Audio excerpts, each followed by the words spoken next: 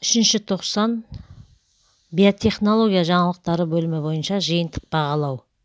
Оқу мақсаты: шығарманың идеясы мен мазмұнына байланысты автордың ойын бағалау. Жазба жұмыстарында сабақтас құрмалас сөйлемдерді құрастыру. Мәтінді түсініп оқып, төмендегі тапсырмаларды орындаймыз.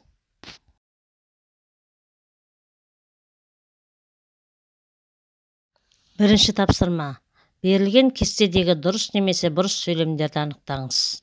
Бірінші сөйлем: Карл Эрекидің айтуынша, биотехнология ол тірі жандардың көмегімен өткізілетін жұмыстар. Дұрыс. Екінші сөйлем: 1973 жылдан бастап биотехнология молекулярлық зерттелмелерге қатыспайды. Бұл бұрыс. Үшінші сөйлем: экономика жағдайлары жоғары мемлекеттерде биотехнология дамуы да өте жақсы деңгейде. Бұл дұрыс. Төртінші сөйлем: биотехнология кез келген өнімді жасап шығаруда немесе технологиялық өндірісте сапалы әрі таза өнім алу үшін тірі ағзаны қолдану үдерісі дегенді білдірмейді. Бұрыс. Бесінші сөйлем: биотехнология жарқын болашаққа бастар баспалдағы. Дұрыс.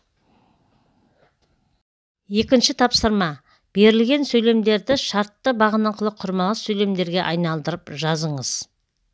Үлгі: өсімдіктер биотехнологиясы саласындағы алғашқы зерттеулерді 19 ғасырдың аяғында неміс ғалымдары жүргізсе, Қазақстанда өсімдіктер биотехнологиясы жөніндегі зерттеулер 20 ғасырдың аяғында бас ботаникалық бақтарда жүргізілді.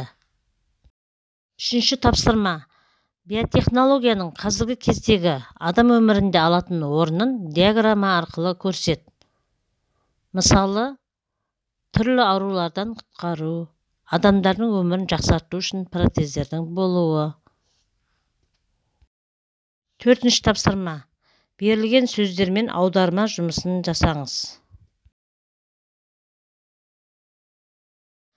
Менің каналыма тіркеліп, осы тапсырманың толық нұсқасын жауабымен бірге алуға болады.